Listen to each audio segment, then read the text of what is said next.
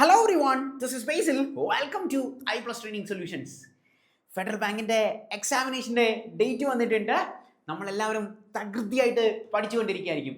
So I plus നിങ്ങളുടെ മുമ്പിലേക്ക് വന്നിരിക്കുന്നത് ഫൈനൽ ലാബ് റിവിഷനുമായിട്ടാണ്. അതായത് നമുക്കറിയാം 15 ചോദ്യങ്ങൾ കമ്പ്യൂട്ടറിൽ നിന്നും, 15 ചോദ്യങ്ങൾ ഇംഗ്ലീഷിൽ നിന്നും, 15 ചോദ്യങ്ങൾ മാത്സിൽ നിന്നും, 15 ചോദ്യങ്ങൾ റീസണിങ്ങിൽ നിന്നുള്ള 60 ചോദ്യങ്ങളാണ് നമ്മളുടെ എക്സാമിനേഷന് വരാൻ പോകുന്നത്.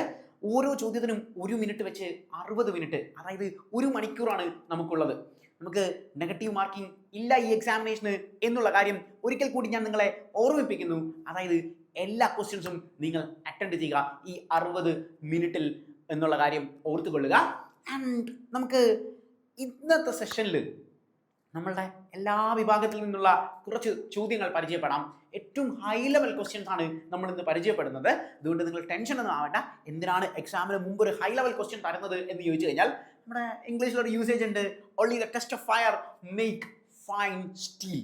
മലയാളത്തിൽ നമ്മൾ ഇങ്ങനെ പറയും, അതായത് തീയിൽ കുരുത്താൽ വെയിലത്ത് വാടില്ല എന്നുള്ളത്. സോ ഐ പ്ലസിന്റെ ഈ ഹൈ ലെവൽ ടഫ് ക്വസ്റ്റ്യൻസ് ചെയ്തു പോകുന്ന നിങ്ങൾക്ക് നിങ്ങളുടെ എക്സാമിനേഷൻ എന്ന് പറയുന്നത് ഒരു പീസ് ഓഫ് കേക്ക് ആയിരിക്കും. Piece of cake means simple, എളുപ്പത്തിൽ ജോലിയിലേക്ക് പ്രവേശിക്കാൻ സാധിക്കും. സോ ഇനി വളരെ ചുരുക്കം ദിവസങ്ങളാണ് നമ്മുടെ മുമ്പിൽ. സോ ഈ ചുരുക്കം ദിവസങ്ങൾക്കകം നിങ്ങൾ ഫെഡറൽ ബാങ്കിലേക്ക് എത്തിച്ചേരും. സോ ആ കോൺഫിഡൻസിൽ, ആ ബൂസ്റ്റിൽ എൻ്റെ കൂടെ നിങ്ങൾ ഈ ക്വസ്റ്റ്യൻസ് ചെയ്തു തുടങ്ങുക. നമുക്ക് ആദ്യം ഇംഗ്ലീഷിൽ നിന്ന് ഒരു ചോദ്യം എക്സ്പെക്ട് ചെയ്യാം. ഇംഗ്ലീഷിലെ ഹൈ ലെവൽ ക്വസ്റ്റ്യൻസ് ആണ്. Error spotting. എറർ സ്പോട്ടിംഗ് എന്താണ് എന്നുള്ള കാര്യം ഞാൻ പറഞ്ഞിട്ടുണ്ട്. തന്നിരിക്കുന്ന ഭാഗത്ത് ഒരു സ്ഥലത്ത് മിസ്റ്റേക്ക് ഉണ്ടാകും എന്നുള്ളതാണ്. You want to just identify ഏത് ഭാഗത്താണ് മിസ്റ്റേക്ക് എന്നുള്ളത്. എറർ സ്പോട്ടിംഗ് ക്വസ്റ്റ്യൻസ് അങ്ങനെയാണ്. സ്പോട്ട് ദ എറർ എന്ന് പറയുന്ന പാറ്റേണിൽ നമുക്ക് ചോദിക്കുന്ന ചോദ്യങ്ങളാണ്. ഇതിന് മുമ്പ് നമ്മൾ ആ ചോദ്യങ്ങൾ ഒരുപാട് പരിചയപ്പെട്ടിട്ടുള്ളതാണ്. Well, so no sooner did the manager arrive when the meeting started. ഇങ്ങനെയാണ് ചോദ്യം. തന്നിരിക്കുന്ന ഭാഗത്തിൽ എവിടെയാണ് മിസ്റ്റേക്ക് എന്നുള്ളത് മാത്രമാണ് നമ്മൾ ഐഡന്റിഫൈ ചെയ്യേണ്ടത്. ഇനി തന്നിരിക്കുന്ന ഭാഗത്തിൽ മിസ്റ്റേക്ക് ഒന്നും ഇല്ല എങ്കിൽ നോ എറർ എന്ന് പറയുന്ന പാറ്റേൺ ആണ് ഉപയോഗിക്കേണ്ടത് എന്നുള്ള കാര്യവും പറഞ്ഞു തന്നിട്ടുണ്ട്. Well, so no sooner did the manager arrive when the meeting started. ആണല്ലോ. ഈ ചോദ്യം കാണുമ്പോൾ തന്നെ നമുക്ക് മനസ്സിലാകും, അതായത് ഈ ചോദ്യം എവിടുന്നാണ് വന്നിരിക്കുന്നത്? കോറിലേറ്റീവ് കൺജങ്ഷൻസിൽ നിന്ന് വന്നിരിക്കുന്ന ഒരു ചോദ്യമാണ്. കോറിലേറ്റീവ് കൺജങ്ഷൻസ് എന്താണ്? കോറിലേറ്റീവ് കൺജങ്ഷൻസ് എന്നെല്ലാം പറഞ്ഞു തന്നിട്ടുണ്ട്. അതായത് കൺജങ്ഷൻസ് തമ്മിൽ എല്ലായ്പ്പോഴും ഒരു ബന്ധമുണ്ടായിരിക്കും എന്നുള്ളതാണ് പ്രത്യേകത. കോറിലേറ്റീവ് കൺജങ്ഷൻസ് ഇവിടെ നോക്കുക, നമ്മൾ പറഞ്ഞിട്ടുള്ളതാണ്. നോ സൂണർ എന്ന് പറയുന്ന പാറ്റേൺ കാണുമ്പോൾ നിങ്ങളുടെ മനസ്സിൽ നോ സൂണർ എന്ന് പറയുന്ന ചോദ്യമാണ് കാണുന്നതെങ്കിൽ ആദ്യം നിങ്ങളുടെ കണ്ണ് പതിയേണ്ടത് അവിടെ കോറിലേറ്റീവ് കൺജങ്ഷൻ ആണ് ഉപയോഗിച്ചിരിക്കുന്നത്. നോ സൂണർ ദാൻ ആണോ എന്നുള്ള കാര്യം നോക്കുക. നോ സൂണർ ദാൻ ആണോ ഉപയോഗിച്ചിരിക്കുന്നത് എന്ന്? ദാൻ അല്ല ഉപയോഗിച്ചിരിക്കുന്നത്, വെന്നാണ് അവർ ഉപയോഗിച്ചിരിക്കുന്നത്. പൊട്ട തെറ്റാണ്. നോ സൂണറിന്റെ കൂടെ ദാനേ വരുത്തോളൂ. ഒരിക്കൽ കൂടി ഞാൻ ഓർമ്മിപ്പിക്കുന്നു, ദെന്നൊക്കെ പറഞ്ഞ ക്വസ്റ്റ്യൻ കാണും, നമ്മൾ സ്പീഡ് ചെയ്തു പോകുമ്പോൾ കണ്ടുവരത്തില്ല. സോ ശ്രദ്ധിക്കണം, ദെന്നും തെറ്റാണ്. നോ സൂണറിന്റെ കൂടെ നമ്മൾ കണക്റ്റീവായിട്ട് ഉപയോഗിക്കുന്നത് ദാൻ ആണ് എന്നുള്ള കാര്യം ഓർക്കുക. നോ സൂണറിന്റെ കൂടെ നമ്മൾ കണക്റ്റീവായിട്ട് ഉപയോഗിക്കുന്നത് ദാൻ ആണ്. ആണല്ലോ. ഇതിന്റെ കൂടെ തന്നെ ഞാൻ പഠിപ്പിച്ചിട്ടുണ്ട്, ഹാർഡ്ലിയുടെ കൂടെ, സ്കേഴ്സ്ലിയുടെ കൂടെ, ദെൻ ബെയർലിയുടെ കൂടെ എല്ലാം വെൻ ആണ് വരുന്നത്. ഷോർട്ട് കട്ട് പറഞ്ഞു തന്നിട്ടുണ്ട്. ഹോംവർക്ക് എന്നൊക്കെ പറയുന്ന പാറ്റേൺ, അതാണ് നമ്മൾ പ്രധാനമായി ശ്രദ്ധിക്കേണ്ടത്. അപ്പൊ ഇവിടെ നോ സൂണറിന്റെ കൂടെ വെൻ അല്ല വന്നിരിക്കുന്നത്. സോ വെൻ ആണ് ഇവിടെ വന്നിരിക്കുന്നത്. എക്സാമിന് നമുക്ക് എന്താ വേണ്ടേ? ദെന്നാണ് എന്നുള്ള കാര്യം അറിയാം. ദെന്നാണോ? അല്ല, വീണ്ടും ഞാൻ തെറ്റിച്ച്, ദാനാണ്. സോ നോ സൂണറിന്റെ കൂടെ ദാനാണ്, ദാനാണ്, ദാനാണ്. ആണല്ലോ. സോ നിങ്ങൾ ഇനി ദാനാണോ ദെന്നാണോ എന്ന് കൺഫ്യൂഷൻ വന്നാൽ ഈ ക്വസ്റ്റ്യനിൽ നമുക്ക് വിഷയമില്ല. കാരണം എന്താ? എറർ സ്പോട്ടിങ്ങിൽ എവിടെയാണ് മിസ്റ്റേക്ക് എന്ന് മാത്രം ഐഡന്റിഫൈ ചെയ്താൽ മതി. പിന്നെ പഠിക്കാൻ വേണ്ടി ഞാൻ പറഞ്ഞതാണ്, നോ സൂണറിന്റെ കൂടെ നമ്മൾ ഉപയോഗിക്കുന്ന കണക്റ്റീവ് എന്ന് പറയുന്നത് ദാൻ എന്ന് പറയുന്ന കണക്റ്റീവാണ്. സോ ഇവിടുത്തെ ഓപ്ഷൻ സിയിലാണ് മിസ്റ്റേക്ക്. ഓപ്ഷൻ സിയിലാണ് മിസ്റ്റേക്ക്. നോ സൂണർ വെൻ എന്നൊന്നും പറയില്ല, നമ്മൾ പഠിച്ചു വെച്ചു. നോ സൂണർ എന്ന് പറഞ്ഞു കഴിഞ്ഞാൽ നമ്മൾ ഉപയോഗിക്കുന്ന പാറ്റേൺ എന്ന് പറഞ്ഞാൽ നോ സൂണറിന്റെ കൂടെ ദാൻ ആയിരിക്കും. ഇനി ഞാൻ പറഞ്ഞു, പല രീതിയിലാണ് നോ സൂണർ ക്വസ്റ്റ്യൻസ് നമ്മളെ പണി തരുന്നത്. നോ സൂണർ ക്വസ്റ്റ്യൻസ് എങ്ങനെയാണ് പണി തരുന്നത്? ഡിഡ് കഴിഞ്ഞാൽ ഇംഗ്ലീഷിൽ എപ്പോഴും വെർബ് ബേസ് ഫോമിലായിരിക്കും ഉപയോഗിക്കുന്നത്. ഇവിടെ വെർബ് ബേസ് ഫോമിലാണ്, ഒരു മിസ്റ്റേക്ക് അല്ലേ വരത്തുള്ളൂ. ചിലപ്പോൾ ഇവർ എന്ത് ചെയ്യുമെന്ന് അറിയാവോ? ചില ചോദ്യങ്ങളിൽ ഇവർ ചെയ്യുന്ന പാറ്റേൺ ആണ് no sooner did the manager arrived എന്നൊക്കെ പറഞ്ഞ് നമുക്ക് തരും. അറൈവ്ഡ് എന്ന് പറഞ്ഞ് നമുക്ക് തരും. അപ്പൊ നമ്മൾ എന്ത് പറയും? സി, അതായത് ഡിഡ് കഴിഞ്ഞാൽ, ഡു കഴിഞ്ഞാൽ, ഡസ് കഴിഞ്ഞാൽ എല്ലാം വെർബ് ആദ്യത്തെ ഫോമിൽ മാത്രമേ ഉപയോഗിക്കൂ. അപ്പൊ ഡിഡ് കഴിഞ്ഞാൽ, ഡു കഴിഞ്ഞാൽ, ഡസ് കഴിഞ്ഞാൽ എല്ലാം വെർബ് ആദ്യത്തെ ഫോമിൽ മാത്രമേ ഉപയോഗിക്കത്തുള്ളൂ. വെർബ് ആദ്യത്തെ ഫോമിൽ ഉപയോഗിക്കുക എന്ന് പറഞ്ഞു കഴിഞ്ഞാൽ വെർബിന്റെ ആദ്യത്തെ ഫോം ഗോ, പ്ലേ, കം, ഇങ്ങനെയുള്ള വെർബിന്റെ ഫോംസ് ഇല്ലേ. സോ ഡു, ഡസ്, ഡിഡ് കഴിഞ്ഞാൽ വെർബ് എപ്പോഴും ബേസ് ഫോമിലേ വരത്തുള്ളൂ. സ്പോർട്ടിങ്ങിൽ സ്ഥിരമായി ചോദിക്കുന്ന ചോദ്യങ്ങളാണ്. അപ്പൊ ഇവിടെ അവരങ്ങനെ തെറ്റിച്ചിട്ടൊന്നുമില്ല, കാരണം അവർ ഓൾറെഡി തെറ്റ് നമ്മൾ എന്താണെന്ന് കണ്ടുപിടിച്ചു. ഞാൻ പറഞ്ഞാണ് ക്വസ്റ്റ്യൻസ് ഇങ്ങനെ വരാറുണ്ട് എന്നുള്ള കാര്യം. So no sooner did the manager arrive എന്നുള്ളതാണ് കറക്റ്റ്. അറൈവ്ഡ് എന്ന് ഉപയോഗിക്കില്ല എന്നുള്ള കാര്യം ഓർക്കുക. അതായത് ഡിഡ് കഴിഞ്ഞാൽ എന്ത് ചെയ്യത്തില്ല, ഈ പറയുന്ന വേർബ് രണ്ടാമത്തെ ഫോമിലോ മൂന്നാമത്തെ ഫോമിലോ വരത്തില്ല, വേർബ് ഒന്നാമത്തെ ഫോമിലേ വരത്തുള്ളൂ. ഈ നോ സൂണറിൽ നിന്ന് തന്നെ വീണ്ടും ക്വസ്റ്റ്യൻസിൽ കണ്ടുവരുന്ന ഒരു പാറ്റേൺ ആണ്. എങ്ങനെ ചെയ്യുമെന്ന് അറിയാമോ ഇവര്? നോ സൂണർ എന്ന് പറയുന്ന കോൺസെപ്റ്റിൽ അവർ ഇങ്ങനെ ഉപയോഗിക്കും. No sooner the manager arrived എന്ന് പറഞ്ഞ് യൂസ് ചെയ്യും. The manager arrived. ഇവിടെയും ഒരു മിസ്റ്റേക്ക് ഉണ്ട്. എന്താണ് ഇവിടുത്തെ മിസ്റ്റേക്ക്? ഞാൻ പറഞ്ഞിട്ടുണ്ട്, നോ സൂണറിൽ സ്റ്റാർട്ട് ചെയ്ത് കഴിഞ്ഞാൽ, ഹാർഡ്ലിയിൽ സ്റ്റാർട്ട് ചെയ്താൽ, ബെയർലിയിൽ സ്റ്റാർട്ട് ചെയ്താൽ എന്തുപയോഗിക്കണം?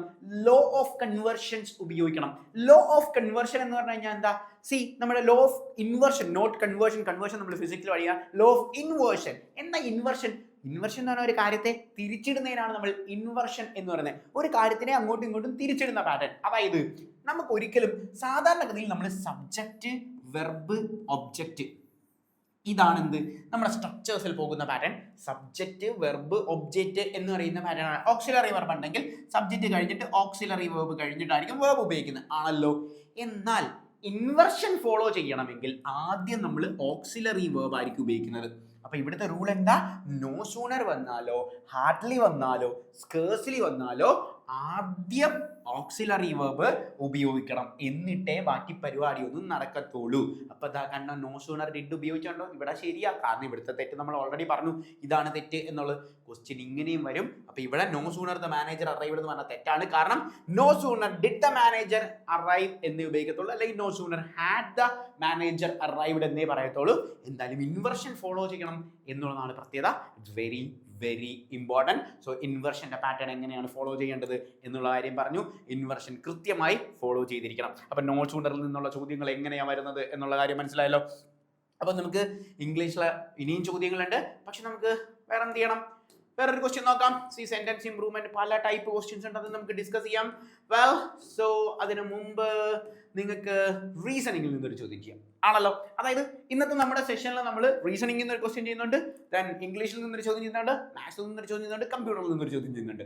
വെൽ, ഇത് 3-4 സെക്ഷൻസ് ആണ് നമുക്ക് നോക്കാനുള്ളത്. അപ്പോൾ ആദ്യം തന്നെ നമുക്ക് ബ്ലഡ് റിലേഷൻഷിപ്പ്, റീസണിങ്ങിന് ഹൈ ലെവൽ ക്വസ്റ്റ്യൻസിൽ you can expect a question from blood relationship. Blood റിലേഷൻഷിപ്പിൽ നിന്ന് ഒരു ചോദ്യം നിങ്ങൾക്ക് എക്സ്പെക്ട് ചെയ്യാം. A is the brother of B. A is the brother of B, C is the mother of A, D is the father of C. How is D related to B? Oh my god. ഇങ്ങനെയൊക്കെ ചോദ്യം വരുമ്പോൾ ഞാൻ പറഞ്ഞിട്ടുണ്ട്, സാധാരണ കുട്ടികൾ എങ്ങനെ ചെയ്യുന്നതെന്ന് പറഞ്ഞു കഴിഞ്ഞാൽ, തെറ്റിക്കുന്ന കുട്ടികൾ, നിങ്ങളല്ല, തെറ്റിക്കുന്ന കുട്ടികൾ എന്ത് ചെയ്യും? A is the brother of B എന്നൊക്കെ പറഞ്ഞ് കൺസിഡർ ചെയ്യും. B, C, D, അവസാനം എല്ലാം A to Z ആവും, ആണല്ലോ. ഇങ്ങനെ ഒരിക്കലും ശ്രദ്ധിക്കരുത്. ബ്ലഡ് റിലേഷൻഷിപ്പിൽ ഏത് ക്വസ്റ്റ്യൻ വന്നാലും നമ്മൾ എന്ത് ചെയ്യണം? വരച്ചിട്ടൊക്കെ ചെയ്യണം. ഇങ്ങനെയൊക്കെ എക്സാമിനേഷൻ ചോദിക്കും. അതായത് your father has a wife. Your father has a wife. What is the relationship between the girl and you? നിങ്ങളോട് my father has a wife. ഓ, എന്തായിരിക്കും ബന്ധം? സോ സിമ്പിൾ ആണ്. എന്ത്? Your father has a wife means that is your mother. അത് നിങ്ങളുടെ അമ്മയാണ്. നമ്മൾ വരച്ചിട്ട് നമുക്ക് എളുപ്പത്തിൽ കിട്ടും. അല്ലെങ്കിൽ അവർ ഇങ്ങനെ ചോദിക്കും, see, your father has only one son. Your father has only one son. Okay, you are a boy, your father has only one son. What is the relationship between that boy and you? എന്നൊക്കെ ചോദിക്കും. നിങ്ങളൊരു ആൺകുട്ടിയാണ്, നിങ്ങളുടെ അച്ഛന് ഒരു ആൺകുട്ടിയേ ഉള്ളൂ എങ്കിൽ നിങ്ങളും ആ ചെക്കന് തമ്മിലുള്ള ബന്ധം എന്താണ് എന്ന് മലയാളത്തിൽ നമുക്ക് കുറച്ചുകൂടി എളുപ്പത്തിൽ കിട്ടും. ബട്ട് ഇംഗ്ലീഷിൽ നമ്മൾ ദൈവം തമ്പുരാനെ എന്താണ് ബന്ധം എന്നൊക്കെ കൺഫ്യൂസ്ഡ് ആവും. ഒന്നുമില്ല. ഒള്ളി എന്ന് പറഞ്ഞാൽ എന്താ? ഏകമകൻ എന്ന് പറയുന്ന പാറ്റേൺ. ഒള്ളി എന്ന് പറഞ്ഞു കഴിഞ്ഞാൽ ശ്രദ്ധിക്കണം, ഒള്ളി എന്ന് പറഞ്ഞു കഴിഞ്ഞാൽ ഏക എന്ന് പറയുന്ന പാറ്റേൺ ആണ്. ഒള്ളി എന്ന് പറഞ്ഞാൽ ഏക എന്ന് പറയുന്ന കോൺസെപ്റ്റ് ആണ്. അപ്പോൾ ഒള്ളി സൺ എന്ന് പറഞ്ഞാൽ ഏക മകൻ എന്നാണ്. നിങ്ങളുടെ അച്ഛൻ ഏക മകനുണ്ട്, നിങ്ങളൊരു ആൺകൊച്ചാണെങ്കിൽ എന്താ?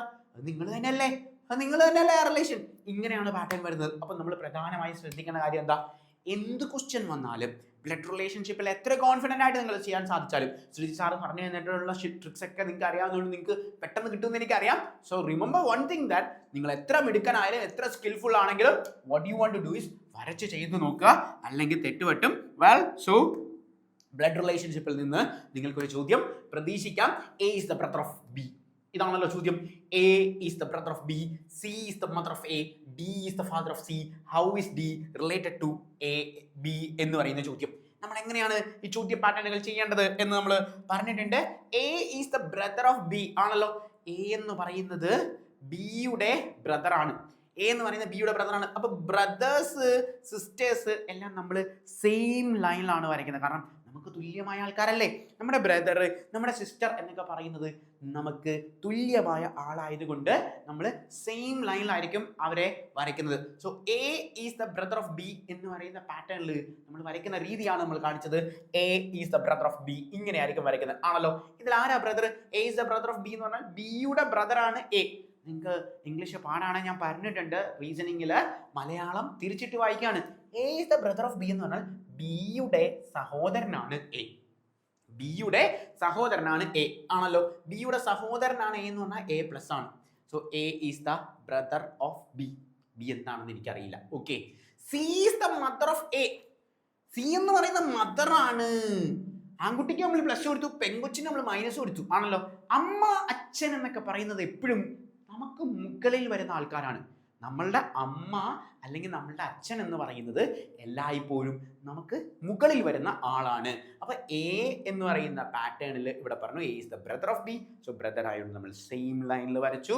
C is the mother of A എന്ന് പറഞ്ഞു. സി എന്ന് പറയുന്നത് എയുടെ അമ്മയാണ് എന്ന് പറഞ്ഞു. അമ്മയാകുമ്പോൾ നമ്മൾ ഇങ്ങനെ ആയിരിക്കും വരയ്ക്കുന്നത്. ഇനി അവരെന്ത് പറഞ്ഞത്? D is the father of C. D എന്ന് പറയുന്നത് സിയുടെ ഫാദർ ആണ്. സിയുടെ ഫാദർ എന്ന് പറഞ്ഞാൽ സിയുടെ അച്ഛനല്ലേ. അച്ഛൻ മുകളിലോട്ടല്ലേ വരയ്ക്കുന്നത്. അച്ഛൻ മുകളിലോട്ട് വരയ്ക്കുന്ന വീണ്ടും ഞാൻ മുകളിലോട്ട് വരച്ചു. അച്ഛൻ എന്ന് പറഞ്ഞാൽ ആൺകൊച്ചാണോ പെൺകൊച്ചാണോ? ആൺകൊച്ചാണ് ആണല്ലോ. സോ അച്ഛൻ ആൺകൊച്ചാണ്. ഡി പ്ലസ് എന്ന് പറയുന്ന പാറ്റേൺ ആണ് നമ്മൾ കൊടുത്തത്. വെൽ, സോ ഡി പ്ലസ് എന്ന് പറയുന്ന പാറ്റേൺ കൊടുത്തു. എന്നിട്ട് അവർ ചോദിക്കാണ് how is D related to B. How is D related to B എന്ന് പറഞ്ഞാൽ എന്താ മലയാളം? ബിക്ക് ഡി ആരാണ് എന്നാണ്. How is D related to B എന്ന് പറഞ്ഞാൽ ബിക്ക് ഡി ആരാണ് എന്നുള്ള പാറ്റേണിൽ ചോദിച്ചു. അപ്പൊ ബിക്ക് ഡി ആരാണ്? ബിക്ക് ഡി എന്ന് പറയുന്നത് ഗ്രാൻഡ് ഫാദർ ആണ് എന്നുള്ള കാര്യം മനസ്സിലായി അല്ലേ? കാരണം ബിയുടെ സഹോദരനാണ് ഇത്, ഇതിന്റെ അമ്മയാണിത്. സോ ഇവരുടെ അമ്മ, ബിയുടെ അമ്മ തന്നെയല്ലേ സി? ബിയുടെ അമ്മ തന്നെയല്ലേ സി? സംശയം ഉണ്ടോ? കാരണം സിയുടെ മകനാണിത്. ഈ മകന്റെ സഹോദരനോ സഹോദരിയോ നമുക്ക് അറിയില്ല. സഹോദരിയാണോ സഹോദരനാണോ എന്ന് അറിയില്ല ബി. അതിന്റെ അർത്ഥം ബിയുടെ അമ്മ തന്നെയാണ് സി. ആ അമ്മയുടെ അച്ഛനാണ്. സോ ഗ്രാൻഡ് ഫാദർ ആണ് ആൻസർ. കണ്ടോ എങ്ങനെ ആൻസേഴ്സിലേക്ക് പോയത് എന്നുള്ളത്? ഒരിക്കൽ കൂടി ഞാൻ എക്സ്പ്ലെയിൻ ചെയ്തു തരാം. ഒന്നുമില്ല, നമ്മൾ എങ്ങനെയാണ് വരയ്ക്കുന്നത് എന്നുള്ളത്. A is the brother of B എന്ന് പറഞ്ഞാൽ ബിയുടെ സഹോദരനാണ് എ എന്ന് പറയുന്ന പാറ്റേൺ. സോ ബിയുടെ സഹോദരനാണ് എന്ന് പറഞ്ഞപ്പോൾ നമ്മൾ വരച്ച പാറ്റേൺ ആണ്. എക്ക് നമ്മൾ പ്ലസ് കൊടുത്തു. ഡീൽ. സഹോദരന്മാരെ നമ്മൾ എപ്പോഴും, സഹോദരിമാരെ നമ്മൾ എപ്പോഴും തുല്യമായിട്ടായിരിക്കും വരയ്ക്കുന്നത്. ഇനി ഞാൻ പറയാണ്, എക്കൊരു ഭാര്യ കൂടി ഉണ്ട് എന്ന് ഞാൻ വെറുതെ പറയാം. ഇതിനകത്ത് ഞാൻ വെറുതെ പറയാം, കാരണം നിങ്ങളെ വരച്ച് പഠിപ്പിക്കാൻ വേണ്ടി ഞാൻ പറയാണ്. എക്കൊരു വൈഫ് ഉണ്ട് എന്ന് പറയാം. എയുടെ വൈഫ് എച്ച് ആണെന്ന് വെച്ചോ. എയുടെ വൈഫ് എന്ന് പറയുമ്പോൾ നമ്മൾ എന്താ ഈക്വൽ അല്ലേ? നമ്മൾക്ക് ഈക്വൽ ആണ്. ഭാര്യയും ഭർത്താവും എന്ന് പറഞ്ഞാൽ നമുക്ക് ഈക്വൽ ആണ് ആണല്ലോ. സോ ദാ ഈക്വൽ ടു സൈൻ ഇട്ട് വരയ്ക്കും. കണ്ടോ എച്ച് ആണല്ലോ. നിങ്ങൾ പറ എച്ച് പ്ലസ് ആണോ മൈനസ് ആണോ? എ ആൺകൊച്ചാണെങ്കിൽ എച്ച് എന്തായിരിക്കും? എച്ച് പെൺകൊച്ചായിരിക്കും. കണ്ട എച്ചിനെ നമ്മൾ മൈനസ് ഇട്ട് റെപ്രസെന്റ് ചെയ്തു. അപ്പൊ എ ആൺകുട്ടിയാണെങ്കിൽ എച്ച് എന്ന് പറയുന്നത് പെൺകുട്ടിയാണ്. അത് അണ്ടർസ്റ്റുഡ് അല്ലേ? ഇങ്ങനെയായിരിക്കും നമ്മൾ വരയ്ക്കുന്നത്. കണ്ടോ ഇവർ തമ്മിലുള്ള റിലേഷൻഷിപ്പ് എന്ന് പറയുന്നത് എച്ചിന്റെ ബ്രദർ ഇൻ ലോയോ സിസ്റ്റർ ഇൻ ലോയോ ആണ്. ആര്?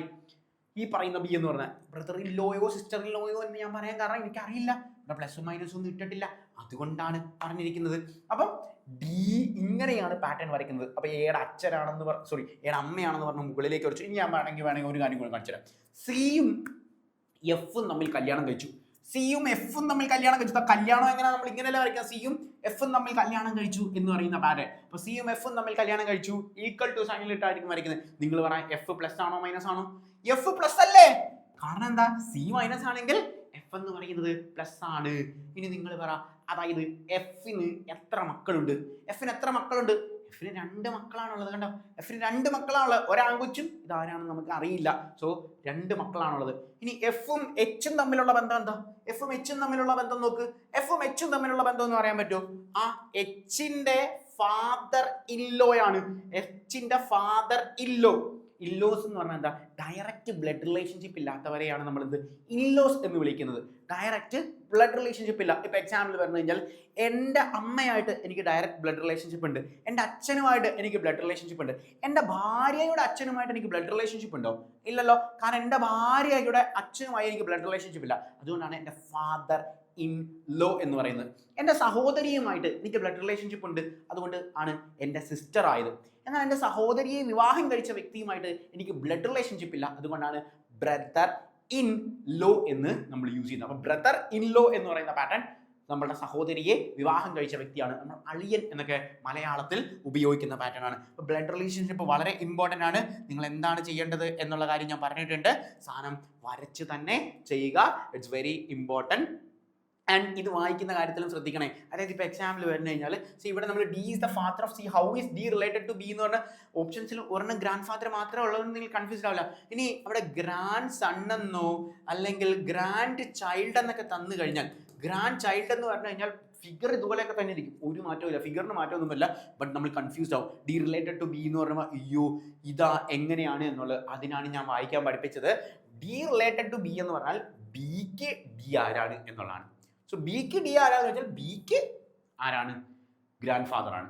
ഇനി ഹൗ ഈസ് ബി റിലേറ്റഡ്, ഈ ചോദ്യം എന്താ ഇങ്ങനെയാണ് വരുന്നത്, how is B related to D എന്ന് ചോദിച്ചാൽ ഡിക്ക് ബി ആരാണ്? ഡിക്ക് ബി ആരാന്ന് വെച്ചാൽ ഡിയുടെ മകളുടെ മകന്റെ സഹോദരനോ സഹോദരിയാണ്. അതുകൊണ്ടാണ് ഇത് ഗ്രാൻഡ് ചൈൽഡ് എന്ന് ഉപയോഗിച്ചിരിക്കുന്നത്. ഗ്രാൻഡ് ചൈൽഡ് ആണെന്നതിൻ്റെ കാരണം എന്താ? ആണാണോ പെണ്ണാണോ നമുക്ക് അറിയില്ല എന്നുള്ള പാറ്റേൺ ആണ് വരുന്നത്. കണ്ടോ, ഇങ്ങനെയാണ് ആ പാറ്റേൺ വന്നിരിക്കുന്നത്. അപ്പം എങ്ങനെ വരച്ചു നോക്കിയാലും ഏത് പാറ്റേണിലേക്ക് നമുക്ക് ബ്ലഡ് റിലേഷൻഷിപ്പ് ക്വസ്റ്റ്യൻസ് എത്താൻ സാധിക്കും എന്നുള്ളതാണ് നമ്മുടെ അഡ്വാൻറ്റേജ്. സോ ഡു പ്രാക്ടീസ് റീസണിങ്ങിൽ ഏറ്റവും ഇമ്പോർട്ടൻ്റ് ഉള്ള ഒന്നാണ് ബ്ലഡ് റിലേഷൻഷിപ്പ് എന്ന് പറയുന്നത്. നമുക്ക് അടുത്ത ചോദ്യങ്ങളിലേക്കും കൂടി ഒന്ന് പോകാം. Well, so series, this directions, logical, odd one out, നമ്മൾ റീസണിങ് കഴിച്ച് പഠിച്ചു ആണല്ലോ. റീസണിങ് നമുക്ക് അടുത്ത സെഷനിൽ ഒന്നും ചെയ്യാം. വെൽ, ഇപ്പം നമുക്ക് എന്ത് ചെയ്യാം, മാത്സിലേക്ക് പോകാം. ക്വാണ്ടിറ്റേറ്റീവ് ആപ്റ്റിറ്റ്യൂഡ്, മാത്സുമായി ബന്ധപ്പെട്ട് time and work very very important. Rahan sir നിങ്ങൾക്ക് ഡീറ്റെയിൽ ആയിട്ട് ഓരോ പാറ്റേണിലും ഒരാൾ ജോലി ചെയ്യുന്നത്, ഒന്നിൽ കൂടുതൽ ആൾക്കാർ ജോലി ചെയ്യുന്നത്, മിക്സിങ് എല്ലാം പഠിപ്പിച്ച് തന്നിട്ടുണ്ട്. So time and work is very very advanced ആയിട്ട് നമുക്ക് അതിനകത്ത് ഒരു ചോദ്യം നോക്കാം. A and B together can complete a work in 12 days. എക്കും ബിക്കും കൂടി ഒരു ജോലി എന്ന് ചെയ്യാൻ പറ്റും? 12 ദിവസം കൊണ്ട് ചെയ്യാൻ പറ്റും. എക്കും ബിക്കും കൂടി ഒരുമിച്ചാണ്. എക്ക് മാത്രമായിട്ട് 20 ദിവസം കൊണ്ടാണ് ഈ ജോലി ചെയ്യാൻ സാധിക്കുന്നത്. എക്ക് മാത്രം 20 ദിവസം കൊണ്ടാണ് ഈ ജോലി ചെയ്യാൻ സാധിക്കുന്നത്. How many days can be alone complete this? ഇങ്ങനെയാണ് ചോദ്യം വരുന്നത്. ചോദ്യം ഒരിക്കൽ കൂടി നമുക്ക് വായിച്ചു നോക്കാം.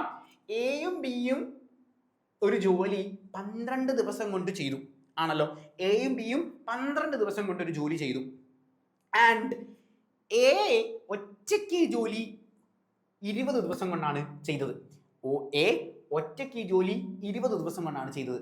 അങ്ങനെയാണെങ്കിൽ എത്ര ദിവസം കൊണ്ട് ബിക്ക് ഈ ജോലി ചെയ്തു തീർക്കാൻ സാധിക്കും?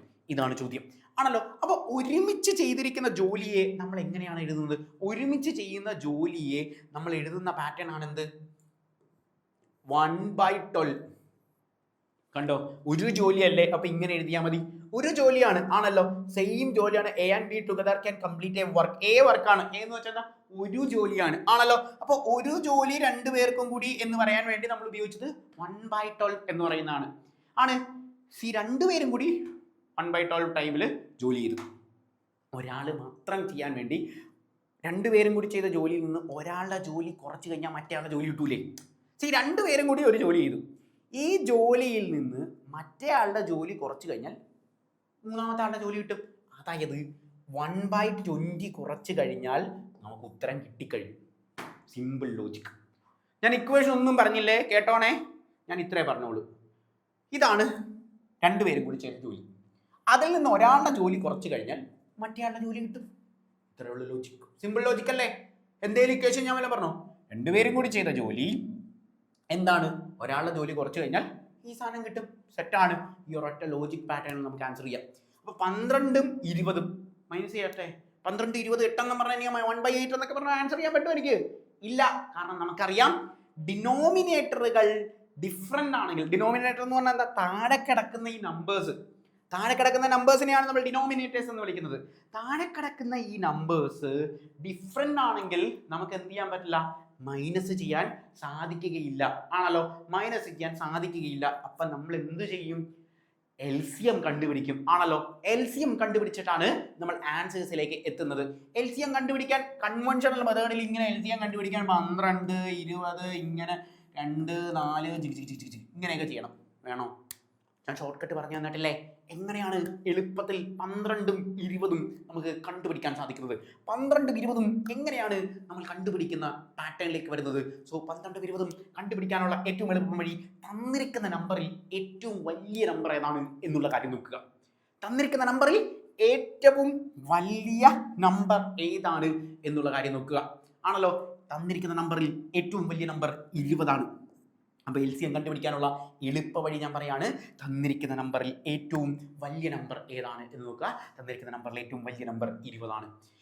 തന്നിരിക്കുന്ന നമ്പർ ഏറ്റവും വലുത് നോക്കിയതിന് ശേഷം ഈ നമ്പറിൻ്റെ മൾട്ടിപ്പിൾ ആണോ ഇത് എന്നുള്ള കാര്യം ഒന്നുകൂടി കൺഫേം ചെയ്യുക. അതായത് 12ൻ്റെ മൾട്ടിപ്പിൾ ആണോ 20 എന്നുള്ള കാര്യം കൺഫേം ചെയ്യുക. 12ൻ്റെ മൾട്ടിപ്പിൾ ആണോ 20 എന്നുള്ളതാണ് നമ്മൾ നോക്കുന്നത്. മൾട്ടിപ്പിൾ ആണോ? മൾട്ടിപ്പിൾ അല്ല അല്ലേ. 12ൻ്റെ അടുത്ത് പോകുമ്പോൾ 24ആയി. മൾട്ടിപ്പിൾ ആയിരുന്നുവെങ്കിൽ കണ്ണു അടച്ച ആൻസർ ആയിരിക്കും LCM 20 ആയിരിക്കും. മൾട്ടിപ്പിൾ ആയിരുന്നുവെങ്കിൽ കണ്ണു അടച്ച ആൻസർ ആയിരിക്കും LCM 20 ആയിരിക്കും. അതായത് 10ഉം 30ൻ്റെയും LCM കണ്ടുപിടിക്കാൻ ചോദിച്ചാൽ നമ്മൾ ആദ്യം നോക്കും വലിയ നമ്പർ ഏതാണ്. 30ആണ്. 10ൻ്റെ മൾട്ടിപ്പിൾ ആണോ? അതെ, അതിൻ്റെ അർത്ഥം 30ആണ് LCM. സെറ്റാണ്. ഡീലാണല്ലോ. പക്ഷെ ഇവിടെ പരിപാടി നടക്കത്തില്ല. അപ്പം നമ്മൾ എന്ത് ചെയ്യും? ഇതിൻ്റെ ഇരട്ടി എടുക്കും. ഒന്നുകൂടി പറയാം, വലിയ നമ്പറിന്റെ ഇരട്ടി എടുക്കും. വലിയ നമ്പറിന്റെ ഇരട്ടി എത്ര? 40. വലിയ നമ്പറിന്റെ ഇരട്ടി 40ആണ്. ആണല്ലോ, 12ൻ്റെ മൾട്ടിപ്പിളിൽ 40 പോവോ? 12, 24 ഓ ഇല്ല, 36, 48 പോത്തില്ല, സെറ്റാവില്ല. അപ്പൊ പിന്നെ എന്ത് ചെയ്യും? അടുത്ത നമ്മൾ എടുക്കും. അതായത് 20ൻ്റെ അടുത്ത മൂന്നാമത്തെ ഇരട്ടി. 2 ഇരട്ടി എടുത്തു, നടന്നില്ല. മൂന്നാമത്തെ ഇരട്ടി 60. 60ആണ്. 20, 40, 60 ആണല്ലോ. 12 പോവോ? 12 പോകും. 12 × 5 അല്ലേ 60. സി നോക്കി, 5, 2, 10. സംശയം ഉണ്ടോ? ഇങ്ങനെ മൾട്ടിപ്ലൈ നോക്കി. 12 × 5 60ആണ്. അതായത് 60ആണ് LCM. LCM എങ്ങനെയാ കണ്ടുപിടിച്ചത് എന്ന് മനസ്സിലായോ? തന്നിരിക്കുന്ന നമ്പറിലെ ഏറ്റവും വലിയ നമ്പർ നോക്കുക, അതിന്റെ മൾട്ടിപ്പിൾ ആണോ ഇത് എന്നുള്ള കാര്യം നോക്കുക. മൾട്ടിപ്പിൾ അല്ല എന്ന് മനസ്സിലാക്കി കഴിഞ്ഞാൽ അതിന്റെ ഇരട്ടി എടുക്കുക എന്നുള്ള പാറ്റേൺ. ഇരട്ടി എടുത്തിട്ട് നമുക്ക് എന്ത് പറ്റിയില്ല? സാധനം കിട്ടിയില്ല. അപ്പൊ നമ്മൾ എന്ത് ചെയ്തു? അടുത്ത ഇരട്ടി എടുത്തു. അതായത് ഈ 20ൻ്റെ അടുത്ത ഇരട്ടി 60. സോ 60ആണ് ഉത്തരം പാറ്റേൺ പോകുന്നത് എന്നുള്ള കാര്യം മനസ്സിലാക്കുക. സോ 60ആണ് അതിന്റെ ഉത്തര പാറ്റേൺ വരുന്നത്. അതായത് LCM എന്ന് പറയുന്നത് 60ആണ്. ആണല്ലോ, LCM 60ആണ് എങ്കിൽ നമ്മൾക്ക് ഈ 60 നമ്മൾ ആക്കുകയാണ്. ഇതിനെ, ഈ നമ്പറിനെ 60 ആക്കുകയാണ്. ഈ നമ്പറിനെ 60 ആക്കുന്ന എങ്ങനെയാ? 12ൻ്റെ കൂടെ 5 കൂട്ടിക്കഴിഞ്ഞാൽ 60 ആകും എന്ന് ഞാൻ പറഞ്ഞു. ഇവിടെ 5 ഇൻറ്റു ചെയ്ത് കഴിഞ്ഞാൽ ഇവിടെ 5 ഇൻറ്റു ചെയ്യണം. Okay, so 5 deal 5. ഇവിടെ 5 ചെയ്താൽ ഇവിടെയും 5 എന്ന് പറയുന്നത്. ഇനി ഇവിടെ 60 ആക്കാൻ എന്ത് ചെയ്യണം? 3 × 3 ചെയ്യണം. സോ ഇവിടെ 3 എന്ന് പറയുന്ന പാറ്റേൺ. അപ്പൊ ഇവിടെ 3 ചെയ്യണം. അപ്പൊ 1 × 5 മൈനസ് 3. 1 × 5 മൈനസ് 3. 1 × 5 മൈനസ് 3 എന്ന് പറയുമ്പോൾ എന്താണ്? 5 മൈനസ് 3. 5 മൈനസ് 3 2 ആണ്. 2/60. 2/60. മുകളിലും ഇരട്ട സംഖ്യ, താഴെയും ഇരട്ട സംഖ്യ ആണല്ലോ. ഇരട്ട സംഖ്യ എന്ന് പറഞ്ഞാൽ ഈവൻ നമ്പർ ആണ്. മുകളിലും ഈവൻ നമ്പർ, താഴെയും ഈവൻ നമ്പർ ആണെങ്കിൽ പെട്ടെന്ന് വെട്ടിക്കളയാം. Ding Ding 30. 1/30 എന്ന് പറയുന്നത് കിട്ടും. 1/30. ഇതെന്ത് ഈ വെട്ടിക്കളയുന്നത്? 2 വെച്ച് ഞാൻ ഡിവൈഡ് ചെയ്ത 2/2 എന്ത്? 1. 2 ഡിവൈഡ് 60നെ 2 കൊണ്ട് ഡിവൈഡ് ചെയ്ത് 3 × 6 0 30. അതായത് 1/30 എന്ന് കിട്ടി. 1/30 എന്ന് പറഞ്ഞാൽ എന്താ? 30 days ആണ് ആൻസർ എന്നുള്ള കാര്യം ഓർക്കുക. 30 days ആണ് ആൻസർ. അപ്പം ഒറ്റയ്ക്ക് ജോലി ചെയ്തത് 30 ദിവസമാണ്. Answer is 30. കണ്ടോ? ആൻസർ എന്ന് പറയുന്നത് 30 ആണ് എന്നുള്ളത് നമുക്ക് എളുപ്പത്തിൽ ഐഡന്റിഫൈ ചെയ്യാൻ സാധിക്കും.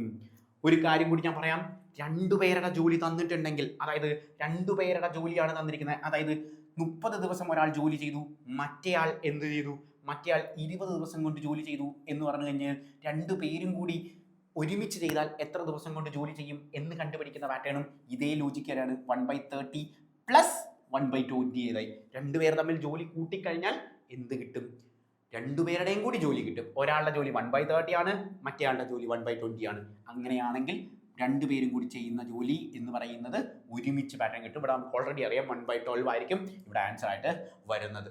ഓക്കെ, അപ്പൊ തന്നിരിക്കുന്ന പാറ്റേണിൽ നിന്ന് കുറയ്ക്കുന്ന പാറ്റേണിലേക്ക് നമുക്ക് എത്തുന്ന ലോജിക്ക് ഞാൻ പഠിപ്പിച്ചു തന്നു. വെൽ, അപ്പൊ നമുക്ക് സെഷനിലെ അവസാനത്തെ പാറ്റേൺ ആയ കമ്പ്യൂട്ടർ കൂടി നോക്കാം ആണല്ലോ. കമ്പ്യൂട്ടർ കൂടി നോക്കിക്കഴിഞ്ഞാൽ നമുക്ക് നമ്മുടെ എക്സാമിനേഷൻ ഇങ്ങ് പോരും. സോ കമ്പ്യൂട്ടർ അവയർനെസ്സുമായി ബന്ധപ്പെട്ട ഒരു ചോദ്യം നമുക്ക് നോക്കാം. Well, see which of the following is not an operating system? തന്നിരിക്കുന്നതിനകത്ത് ഓപ്പറേറ്റിംഗ് സിസ്റ്റം അല്ലാത്തത് ഏതാണ് എന്നുള്ളതാണ് ചോദിച്ചിരിക്കുന്നത്. ഓപ്പറേറ്റിംഗ് സിസ്റ്റം ഏതൊക്കെയാണ് എന്ന് നിതിൻസാണ് നിങ്ങൾക്ക് ഡീറ്റെയിൽ ആയിട്ട് പഠിപ്പിച്ചിട്ടുണ്ട്. അപ്പോൾ തന്നിരിക്കുന്നതിനകത്ത് ഓപ്പറേറ്റിംഗ് സിസ്റ്റം അല്ലാത്തത് ഏതാണ് എന്ന് ചോദിച്ചു കഴിഞ്ഞാൽ എളുപ്പത്തിൽ കണ്ടുപിടിക്കാം. ലിനക്സ് ഒരു ഓപ്പറേറ്റിംഗ് സിസ്റ്റം അല്ലേ? ആണ്. വിൻഡോസ് നിങ്ങൾ ഉപയോഗിക്കുന്ന ഫോണിനകത്ത്, നിങ്ങൾ ഉപയോഗിക്കുന്ന കമ്പ്യൂട്ടറിനകത്തൊക്കെ വിൻഡോസ് ഉണ്ട് ആണല്ലോ. സോ ഓപ്പറേറ്റിംഗ് സിസ്റ്റം ആണ്. യുനിക്സ് ഓപ്പറേറ്റിംഗ് സിസ്റ്റം അല്ലേ? ആണ്. ഡീറ്റെയിൽ ആയിട്ട് നിതിൻ സാർ പറഞ്ഞു തന്നിട്ടുള്ളതാണ് ഇതെല്ലാമാണ് ഓപ്പറേറ്റിംഗ് സിസ്റ്റം എന്ന്. അപ്പൊ ഇതിൽ ഓപ്പറേറ്റിംഗ് സിസ്റ്റം അല്ലാത്ത ഏതാണ്? ഇതിൽ ഓപ്പറേറ്റിംഗ് സിസ്റ്റം അല്ലാത്തത് ഒറാക്കിൾ ആണ് എന്നുള്ള കാര്യം ഓർക്കുക. ഒറാക്കിൾ ആണ് ഇതിൽ ഓപ്പറേറ്റിംഗ് സിസ്റ്റം അല്ലാത്തത്. ഒറാക്കിൾ ആണ് എന്നുള്ള കാര്യം ഓർക്കുക. എന്താണ് അപ്പൊ ഈ സാധനം? ഇതെന്താ സാധനം? ഒറാക്കിൾ എന്ന് പറയുന്നത് ഒരു DBMS ആണ് എന്നുള്ള കാര്യം ഓർക്കുക. ഒറാക്കിൾ എന്ന് പറയുന്നത് ഒരു DBMS ആണ്. ഇനി എന്തിനാണ് ഞാൻ ഈ DBMSന്റെ കാര്യം പറഞ്ഞത്? എന്തിനാണ് നമ്മൾ ഇതിന്റെ കൂടെ അതും കൂടി പഠിക്കുന്നത്? കാരണം എക്സാമിനേഷൻ DBMSന്റെ എന്ത് ഫുൾ ഫോം ചോദിക്കും. അപ്പം നിങ്ങൾക്ക് തെറ്റരുത്. അതിനാണ് DBMS എന്ന് പറയുന്ന പാറ്റേൺ നമ്മൾ നോക്കിയത്. അപ്പൊ DBMS എന്ന് പറഞ്ഞു കഴിഞ്ഞാൽ data base management system. Full form ചോദിക്കേ, നോക്കിക്കോണേ, മാനേജ്മെന്റ് സിസ്റ്റം ആണ്. അപ്പം ഡേറ്റാബേസ് മാനേജ്മെന്റ് സിസ്റ്റത്തിന്റെ എക്സാമ്പിൾ തന്നിരിക്കുന്ന കൂട്ടത്തിൽ ഏതാണ് എന്ന് ചോദിച്ചു കഴിഞ്ഞാൽ നമുക്ക് എഴുതാലോ. ഡേറ്റാബേസ് മാനേജ്മെന്റ് സിസ്റ്റത്തിന്റെ എക്സാമ്പിൾ എന്ന് പറയുന്നത് ഒറാക്കിൾ ആണ് എന്നുള്ള കാര്യം ഓർക്കുക. അപ്പൊ ഒറാക്കിൾ ആണ് ഡേറ്റാബേസ് മാനേജ്മെന്റ് സിസ്റ്റത്തിന്റെ എക്സാമ്പിൾ എന്ന് പറയുന്നത് ഒറാക്കിൾ ആണ് എന്നുള്ള കാര്യം ഓർക്കുക. ബാക്കി നമ്മളുടെ ലിനക്സ്, വിൻഡോസ്, യുനിക്സ് എന്നൊക്കെ പറയുന്നത് OS ആണ്. OS എന്ന് പറഞ്ഞാൽ ഓപ്പറേറ്റിംഗ് സിസ്റ്റത്തിന്റെ അബ്രിവേഷൻ ആണ്. എക്സാമിന് അതും ചോദിക്കും. OSന്റെ ഫുൾ ഫോം എന്താണെന്ന് ചോദിച്ചാൽ ഓപ്പറേറ്റിംഗ് സിസ്റ്റം ആണ്. അപ്പൊ ഇതെല്ലാം ഒരു ഓപ്പറേറ്റിംഗ് സിസ്റ്റം ആണ്. ഇതൊരു DBMS ആണ്, ഡേറ്റാ ബേസ് മാനേജ്മെന്റ് സിസ്റ്റം. നമ്മൾ ഈ സെഷനിൽ, അതായത് നമ്മുടെ എക്സാമിന് മുമ്പുള്ള ഫൈനൽ റിവിഷൻ ലാപ്പാണ് ആണല്ലോ. ഫൈനൽ ലാപ്പാണ്. ഏറ്റവും വിജയത്തിന്റെ അരികിൽ വരെ നമ്മൾ എത്തി. ഈ കോൺഫിഡൻസ് നിങ്ങൾ നിലനിർത്തണം. വളരെ കുറച്ച് ദിവസങ്ങൾ മാത്രമാണ് നമ്മുടെ മുൻപിലുള്ളത്. ഈ ദിവസങ്ങൾക്ക് നിങ്ങൾ ചെയ്യേണ്ട കാര്യം ഏറ്റവും അഡ്വാൻസ്ഡ് ലെവലായിട്ടുള്ള ക്വസ്റ്റ്യൻസ് ആണ് നമ്മൾ തന്നിരിക്കുന്നത്. ഏറ്റവും ഹൈ ലെവൽ ക്വസ്റ്റ്യൻ. സെഷൻ തുടങ്ങിയപ്പോൾ തന്നെ ഞാൻ പറഞ്ഞു എന്തിനാണ് ഹൈ ലെവൽ ക്വസ്റ്റ്യൻ തന്നത്. ഹൈ ലെവൽ ക്വസ്റ്റ്യൻ കണ്ട് പേടിക്കൊന്നും വേണ്ട. അയ്യോ ഇത്രയും ടഫൊക്കെയാണോ? ഇത്രയും ടഫ് ഒന്നും ആയിരിക്കില്ല നിങ്ങളുടെ എക്സാം. കാരണം ഞാൻ ഓൾറെഡി പറഞ്ഞു 10ാം ക്ലാസ് യോഗ്യതയുള്ള എക്സാമിനേഷൻ, 20 വയസ്സിൽ താഴെയുള്ള കുട്ടികൾ മാത്രം എഴുതുന്ന ഒരു എക്സാമിനേഷൻ. അതുകൊണ്ട് വളരെ സിമ്പിൾ ആയിട്ടുള്ള ക്വസ്റ്റ്യൻസ് ആയിരിക്കും വരുന്നത്. പിന്നെ എന്തുകൊണ്ടാണ് ഹൈ ലെവൽ ക്വസ്റ്റ്യൻസ് തന്നത് എന്ന് ചോദിച്ചു കഴിഞ്ഞാൽ what was the reason? Reason നിങ്ങൾക്ക് അറിയാം. Only the test of fire make fine steel. തീയിൽ കൊരുത്താൽ വെയിലത്ത് പാടില്ല. അപ്പൊ എക്സാം ഹോളിൽ നിങ്ങൾ ചെന്ന് എക്സാം എഴുതുമ്പം നിങ്ങളെ സംബന്ധിച്ചിടത്തോളം അതൊരു കേക്ക് വാക്ക് ആണ്. ദാറ്റ് മീൻസ് വാട്ട് കേക്ക് വാക്ക് എന്താണ്? ഞാൻ ക്ലാസ് തുടങ്ങിയപ്പോൾ പറഞ്ഞു ഒരു പീസ് ഓഫ് കേക്ക് ആണെന്ന് പറഞ്ഞു. നൗ ഇറ്റ്സ് എ കേക്ക് വാക്ക് എന്ന് പറഞ്ഞു. രണ്ടിന്റെയും ആൻസർ ഒന്ന് തന്നെയാണ്. ഇംഗ്ലീഷിലെ ഇഡിയത്തിൽ നമ്മൾ ചോദിക്കുന്ന വൊക്കാബുലറി ചോദിക്കുന്ന ഒരു പാറ്റേൺ ആണ്. സിമ്പിൾ ആണ് എന്നുള്ള പാറ്റേൺ ആണ് പറഞ്ഞത്. സോ രണ്ടും നമുക്ക് സിമ്പിൾ ആയി വരുന്ന പാറ്റേൺ ആയിരിക്കും. So do practice. That's all. Thank you. By.